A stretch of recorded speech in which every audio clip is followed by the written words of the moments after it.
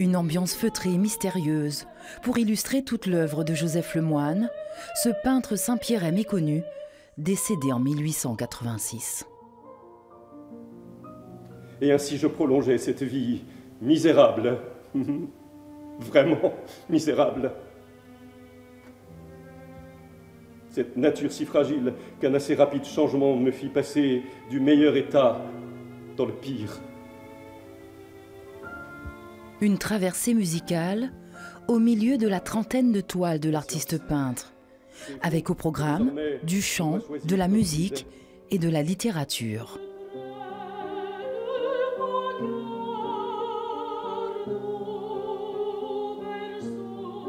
Avec les thèmes de prédilection du peintre, tels que les paysages, les scènes religieuses ou marines, les musiciens nous plongent dans une atmosphère énigmatique.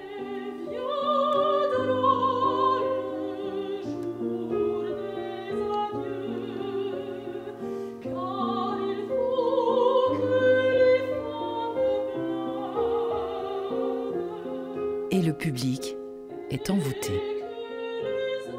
C'était beau, c'était poétique, c'était très évocateur, avec beaucoup de références à l'archipel, à sa beauté sauvage, à la rudesse de la vie sur l'archipel. C'était un voyage à travers le temps, à travers la musique, à travers l'écriture, la poésie.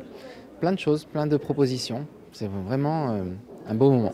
C'est magique. De toute façon, c'est un registre en écho avec notre peintre, Joseph Lemoine. Donc, on s'y attendait et on n'a pas été déçus. Quant aux artistes, ils sont bouleversés par cette première représentation sur l'île de Joseph Lemoine. Il me faut un petit moment pour sortir en fait du spectacle. J'espère du fond du cœur que ça a plu. Voilà, ce serait ma première réaction. Mais en fait, quand on fait un récital comme ça, c'est comme si on traversait une espèce de rêve. Donc il nous faut quelques temps pour se réveiller. Oui. Quand on est interprète de théâtre, on a des rôles, ce sont des personnages. Quand on prend la voix de Beethoven pour dire des choses aussi poignantes, là on se sent vraiment une espèce de vecteur et ça passe à travers nous et l'émotion va avec, évidemment. Oui. C'est bouleversant ce testament, donc oui, j'étais ému.